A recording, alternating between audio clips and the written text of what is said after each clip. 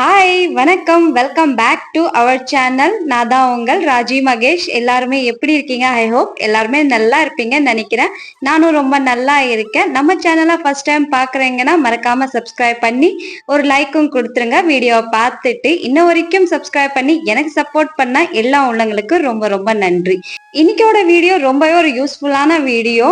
தைப்பூசம் திருநாளுக்கு ஒரு நாள் நம்ம எப்படி விரதம் வைக்க போறோம், இதுதான் நம்ம பார்க்க போறோம் இந்த வீடியோல. அதனால வீடியோவை ஸ்கிப் பண்ணாம பாருங்க. விரதம் நம்ம எத்தனை மணி இருந்து எத்தனை மணி வரைக்கும் வைக்கணும்னு சொல்லி முதல்ல அதை நான் சொல்லிடுறேன். காலையில பிரம்ம முகூர்த்தத்துல நம்ம ஆரம்பிச்சு ஈவினிங் 6 மணி வரைக்கும் நம்ம விரதமா இருக்கணும். நம்ம பிரம்ம முகூர்த்தத்துல எந்திரிச்சு குளிச்சுட்டு அதுக்கப்புறம் வீட்டு வாசப்படியெல்லாம் நல்லா கிளீனிங் பண்ணி கோலம்லாம் போட்டுட்டு முதல்ல நம்ம வாசப்படியில தான் நம்ம விளக்கு ஏத்தணும். வாசப்படியில விளக்கு ஏத்திட்டு அதுக்கப்புறம் தான் நம்ம பூஜை அறைக்கு போகணும். நம்ம வீட்டுல முருகர் சிலையா இல்ல வேளா இருந்தா அவங்களுக்கு நம்ம அபிஷேகம் செய்யணும். அபிஷேகம் நம்ம எத்தனை வகையில செய்யணும்னா 6 வகத்துல செய்யலாம்.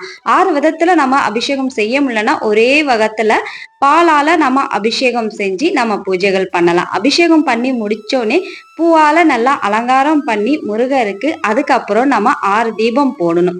6 தீபம் நம்ம வெறு தீபம்னு போடலாம். ஆனா வெற்றில தீபம் போட்டோம்னா இன்னுமே சிறப்பு. வெற்றில தீபம் போட்டுட்டு அதுக்கப்புறம் அர்ச்சனை பண்ணணும். முருகருக்கு பூ அர்ச்சனை பண்ணலாம், திணீர் அர்ச்சனை பண்ணலாம். நம்ம அர்ச்சனை பண்ணும் போது நமக்கு தெரிஞ்ச முருகர் மந்திரம் நம்ம படிக்கணும். கந்த சஷ்டி கவச்சம் இல்ல வேல்மாறன் எதுவுமே தெரியல, ஓம் சரவணா பவானு 108 போற்றி போட்டு நம்ம அர்ச்சனைகள் நம்ம பண்ணலாம்.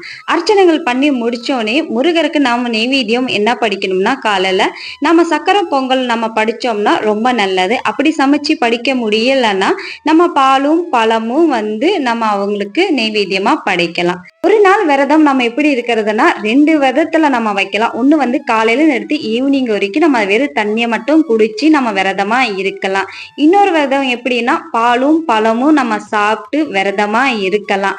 நாம நெய்வேத்தியத்துல முருகருக்கு அப்படி பாலும் பழமும் நம்ம நெய்வேத்தியம் படிச்சோம்னா அந்த நெய்வேத்தியம் பாலும் பழத்துல நாம விரதம் இருக்கோம்னா நம்ம முருகருக்கு படிக்கிற பாலும் பழமும் நெய்வேத்தியம் அப்புறமா நாமளே சாப்பிட்டுக்கலாம். வீட்டுல பூஜையெல்லாம் முடிச்சுட்டு முருகரை பாக்குறதுக்கு நம்ம கோயிலுக்கு போனோம். அன்னைக்கு நாம முருகருக்கு ஏதாவது நம்ம வாங்கிட்டு போகணும்னு நினைச்சோம்னா அன்னைக்கு நாம அவங்களுக்கு அபிஷேகத்துக்கு பால், பன்னீர், சந்தனம், திண்ணீர் இந்த மாதிரி நம்ம ஏதாவது வாங்கிட்டு போய் நம்மளால முடிஞ்சது முருகருக்கு அபிஷேகத்துக்கு நம்ம வாங்கி கொடுத்தா ரொம்பவே நல்லது.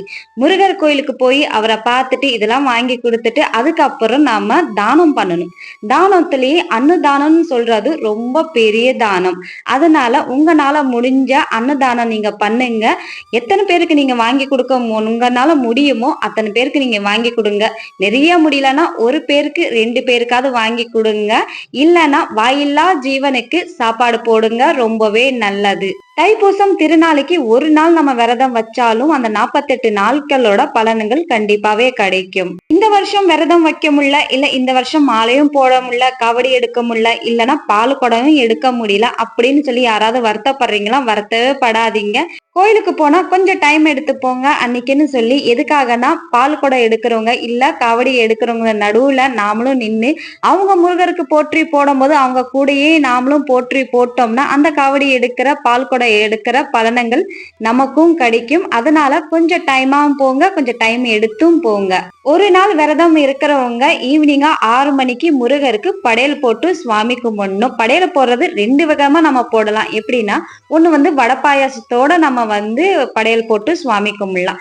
இன்னொன்னு எப்படின்னா 6 படையானுக்கு 6 விதமா நம்ம சாப்பாடு பண்ணலாம். புளியோதரை, கட் ரைஸ், லெமன் ரைஸ் இப்படின்னு சொல்லி நம்ம 6 விதமா நம்ம சாப்பாடு பண்ணி அவங்களுக்கு நம்ம படையல் போடலாம். முருகருக்கு ஈவினிங்கா நெய்வேத்தியம் எல்லாம் படிச்சுட்டு 6 மணிக்கு அப்புறம் நாமளும் சாப்பிட்டு நம்ம விரதத்தை நம்ம முடிச்சுக்கலாம். முருகருக்கு நாம எந்த மாதிரி நம்ம படையல் போட்டு நம்ம சுவாமி கும்பிட்டோமோ அது எல்லாமே நாமளும் சாப்பிட்டு நம்ம விரதத்தை நம்ம முடிச்சுக்கலாம். இந்த விரதத்தை முடிச்சோடனே விரதம் தான் முடிஞ்சிருச்சு மறுநாளே நம்ம அசைவம் சாப்பிடலாம்னு சொல்லி சாப்பிட்றாதீங்க. ஒரு 2 நாள் 3 நாளாவது மினிமம் நம்ம கேப் கொடுக்கணும். அதுக்கப்புறம் நீங்க என்ன சாப்பிடணும்னு நினைக்கிறீங்களோ அது சாப்பிடலாம். எதுக்காகனா இத்தனை நாளும் நம்ம முருகா முருகான்னு சொல்லி மனதார நம்ம வார்த்தையால நம்ம சொல்லி கூப்பிட்டுட்டே இருந்தோம். அதனால ஒரு 2 நாள் நீங்க கேப் கொடுத்துட்டு நீங்க சாப்பிட்டேன்னா நல்லது. ஏன்னா உடனே நீங்க மறுநாளே நீங்க சாப்பிட்டீங்கன்னா இத்தனை நாள் நம்ம விரதம் இருந்ததுக்கு புண்ணியம் இல்லாம போயிடும். அது ஒரு நாள் நம்ம விரதம் இருந்தாலும் கூட ஒரு 2 நாள் கேப் கொடுங்க. அதுக்கப்புறம் நீங்க என்னெல்லாம் சாப்பிடணும்னு நினைக்கிறோம் சாப்பிட்டுக்கலாம்.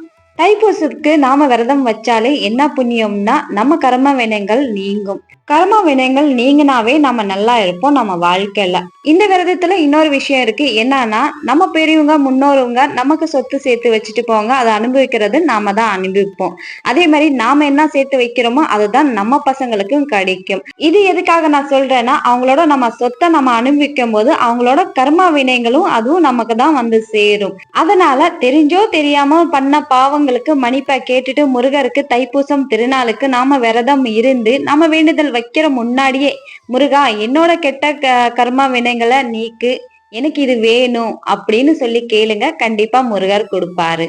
இன்னொரு விஷயம் என்னன்னா நாம முருகருக்கு விரதம் வைக்கிறோம்னா மனசார நம்பிக்கையோட நம்ம வந்து விரதம் வைக்கணும். அவரு இருக்காரு, அவரு பார்த்துப்பாரு.